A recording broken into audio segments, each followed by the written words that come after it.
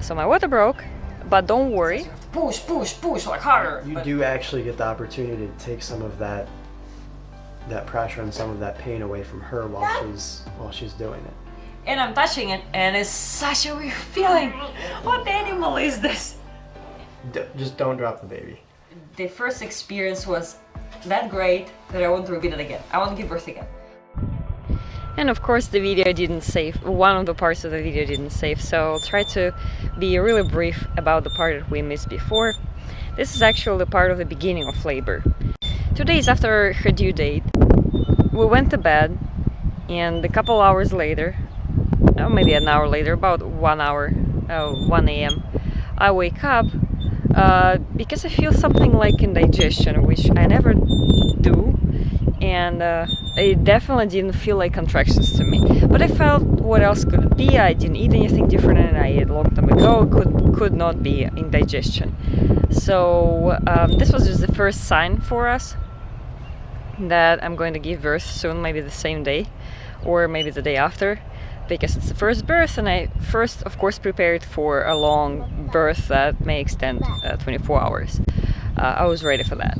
In the morning, I woke up around 8, and I thought, because I had contractions, and I may have to give birth today, I should sleep. I should get some sleep, some rest, and slept for a couple more hours. Then it was about 10 already, maybe close to 11. I started doing my things, so I had a lot of things to do, and I was thinking, oh, the weather is great. It was really hot, but really sunny and nice, and if the weather allows, I will go for a walk during the day after lunch. So I'm doing my things. I'm doing laundry, this and that, going around. Didn't have time to sit down. Really busy doing my things. Contractions kind of started to become very chaotic and really quick and coming really close apart. What I had was more like they came every 30 seconds or 20 seconds, and they were no more than 5 seconds long. And it wasn't painful. It was, again, more like indigestion, I would say, or like tingling feeling in my belly. Okay, I should just inform my midwife so she'll be ready, or she will at least know what's going on. And I texted her, and she said, oh, looks like it's the beginning, and we'll see how soon you will actually give birth, but basically it's just it's too early, they're not long enough and everything. So just do what you are doing, and then text me when any difference happens. And I sit down to eat lunch, to have lunch, and immediately there is like pop sound and my water broke. So I texted my midwife, and then I texted John, and this is actually something that we always laugh about. In my message I said my water broke, and it was about 4 p.m.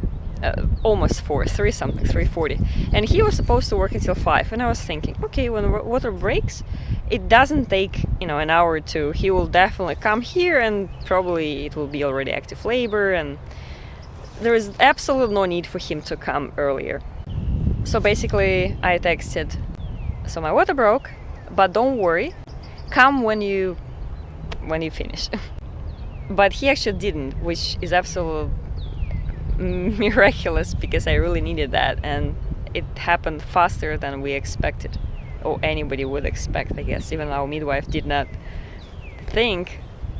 anticipate such a quick labor. It's 4:15 when he actually came home. I was already in the bedroom on my knees, because it was a very comfortable pose for me, kind of like bending on the bed, hugging the pillow, and moving constantly. I really wanted to move, and it helped a lot to relieve pressure, which I only had pressure. Oh, and my water broke. The first thing I did is I went to the shower, and I was actually going to see what happens to my contractions, if they're going to subside or become less intense, as a way to check if it is Braxton Hicks, which I don't know why I decided to check it, because my water broke. But anyways, what I did, I went to the shower, and after that I also had to go downstairs to pick up the laundry basket and bring it up. It's exactly when my contractions started to become intense, and I even had to stop. I couldn't climb up stairs with them, so I had to breathe through them. It was not pain, it was again more like pressure, intense pressure in lower stomach kind of area, and mostly back, my lower back. And I texted the midwife that my contractions did become more intense and they seem to be longer now, but they still come pretty often. It was probably about the same 30-40 seconds apart. So the John comes and I'm in the bedroom and I'm trying to be comfortable, find a comfortable pose, which again for me was on the knees. And I couldn't stay still. When I had a contraction, I had to kind of move a little bit. It did help. And I think it's natural that you do that because your body is telling you how to move, so the baby will be finding its way through the uterus, finding the way through the bones, turning the way it's safer and easier for baby to escape. So it's what I was doing when John came, and I remember that he immediately started helping with all of this pressure, counter pressure, which helped. We watched a video of some midwife several months before, and she explained how the husband can help, or your partner can help, pressing in specific points in the body to relieve pressure, the way to press, and like what to do, how to walk. We practice this penguin walk, which I guess you can Google and find out what it is. I will probably link the video of the midwife in the description because it was really helpful. It describes everything. It's, I think, 2 or 3 part video, and she goes in detail about everything: the anatomy of birth, anatomy of all of it, and the physiology, and what exactly to do, and what's normal, what's not normal, and what to look for, and what to be careful about. A lot of things that may be useful. Doesn't matter what kind of birth you prefer, but a lot of explanation on the anatomy and normal healthy process of birth. Lena texted the midwife, and we knew that she was pretty much on her way at that point. The contractions kept coming very frequently. I would go between getting water for her when she asked for water, and just putting pressure on those pressure points, which ended up like really helping her. Which any fathers or fathers to be out there who are thinking about doing this,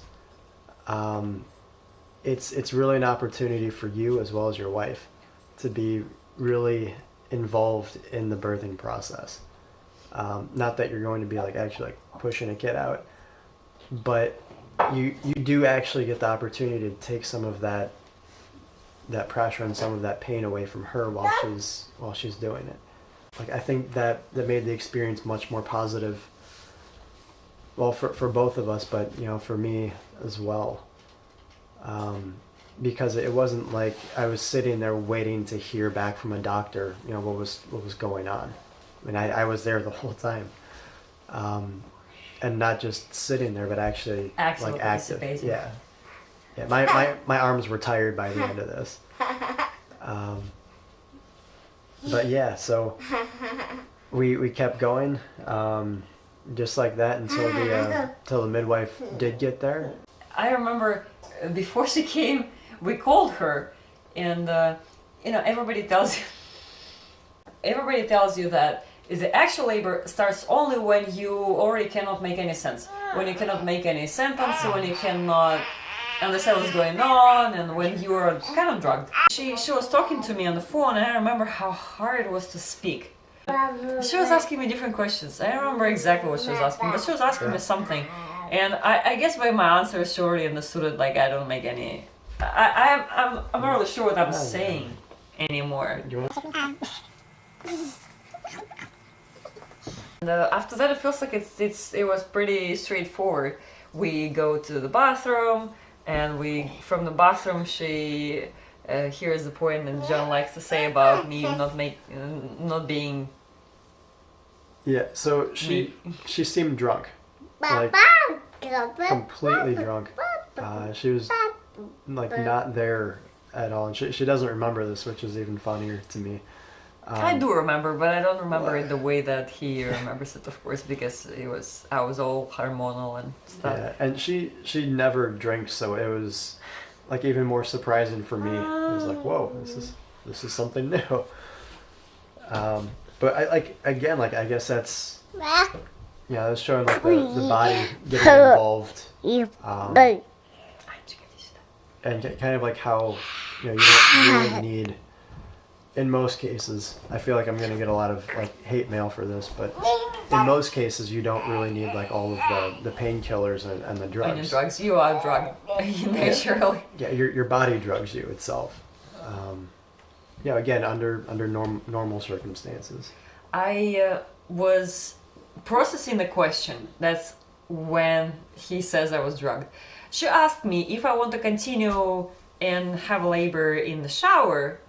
Oh, in the bathtub, or water birth, which I said I don't want from the very beginning, and I told her that if I feel really like it's what you feel. You feel like you want to give birth in water. I guess I didn't feel like it from the very beginning of birth. I wanted to do it on land, and this probably was the hardest question. I was, I guess, waiting for my kind of response.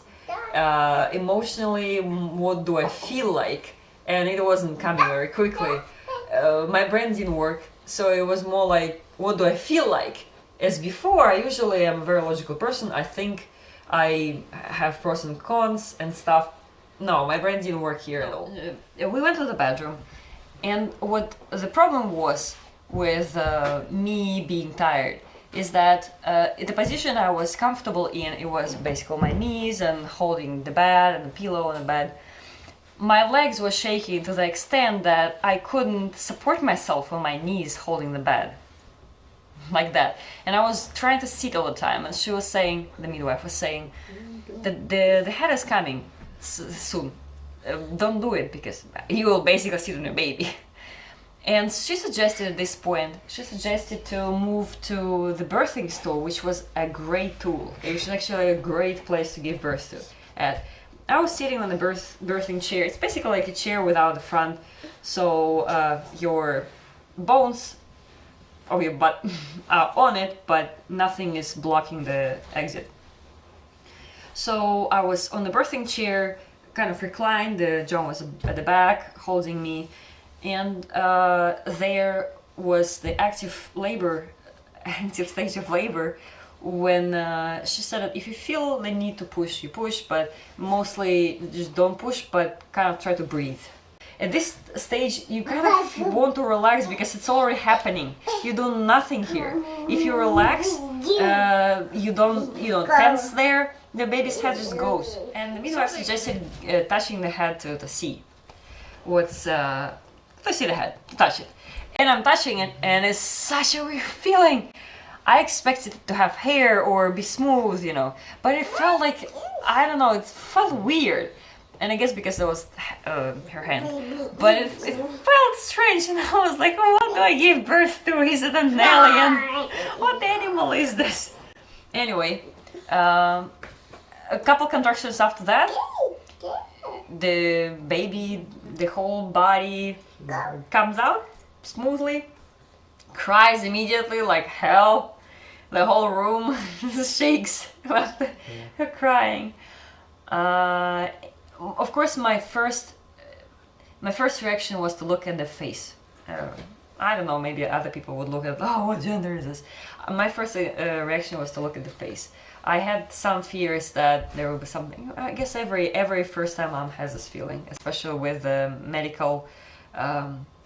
Medicine now that there should be something wrong with you. There should be something wrong with your baby. If you don't go to the hospital, everything else will be wrong.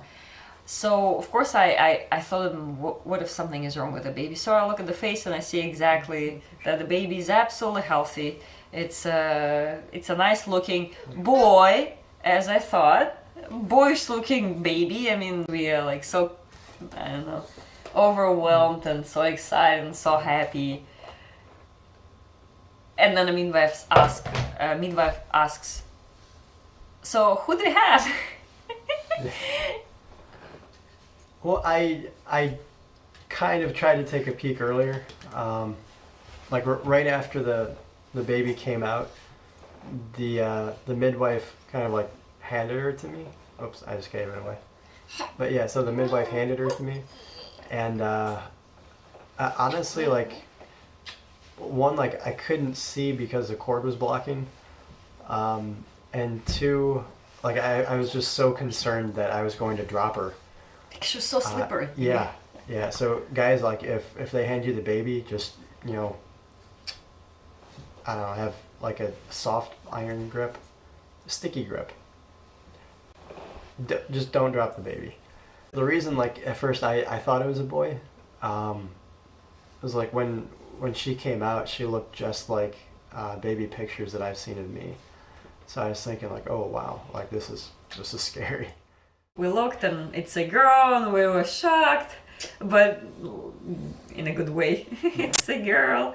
After that, of course there was placenta, and it came really quickly, maybe 5 minutes after birth. I did have a tiny tear, but she didn't do anything with it. The midwife said it will heal itself with time. You don't need to do anything with it.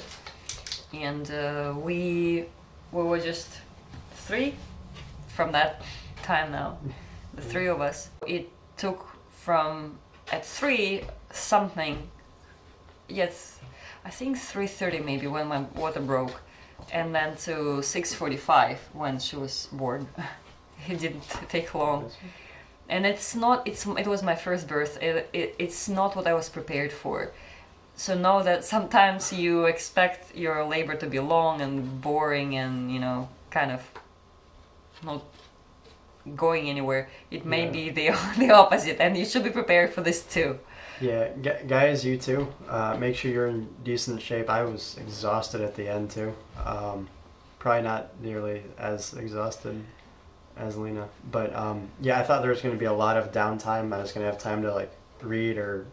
I did the same. Not about me, but Skyrim. I thought that he would be doing his stuff until the active labor happens, but he was absolutely different. The midwife left and her daughter stayed and helped a lot, which is great because home birth is different from hospital birth, is that you are on your own. The baby is born, basically you are on your own. But you're at home, you don't have to go anywhere. You are home with a baby.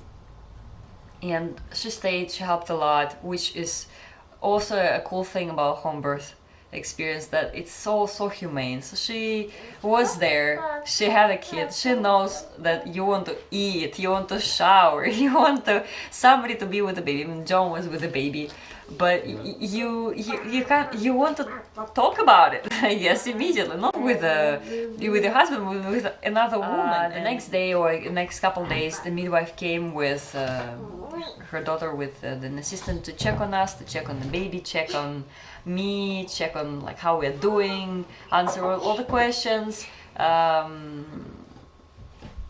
help with tips and tricks with breastfeeding and everything. So it was definitely a great experience.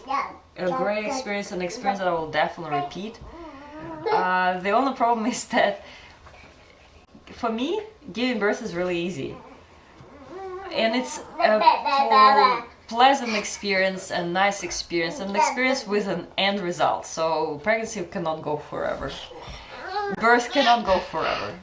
It will still lead to something, the birth of a kid. If I could just give birth to kids and taking care of them was a piece of cake, of course I think we would have 10 already.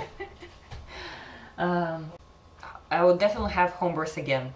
This is what I wanted to say, that the first experience was that great that I want to repeat it again. I want to give birth again. I've heard so many stories of people who gave birth in the hospital and they hate it.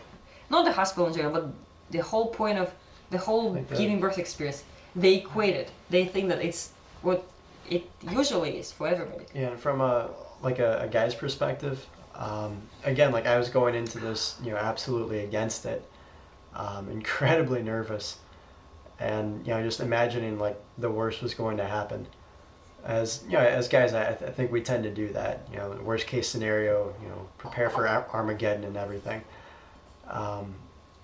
But everything worked out, extremely well, and I would absolutely do it again. Yeah. So this is our positive birth experience, home birth experience. If you have any questions about anything related to it, don't be shy. Comment down below. Or if you have your own experience that you would like to share as well, go ahead and put it in the comments. And we hope yours was as positive as ours was. And if it wasn't, there's still other options, and maybe sometime in the future you will have a chance of trying home birth and comparing, and maybe it will change your mind completely. At least we hope so. Yeah. And again, like it doesn't do any harm to look into it. Like that's kind of where we started. We were curious about it. Learned a little bit more. So if you're curious, do your research on your own. There are a lot of great sources out there. Talk to a midwife, and dig into it a little bit deeper before you fully commit, one way or the other.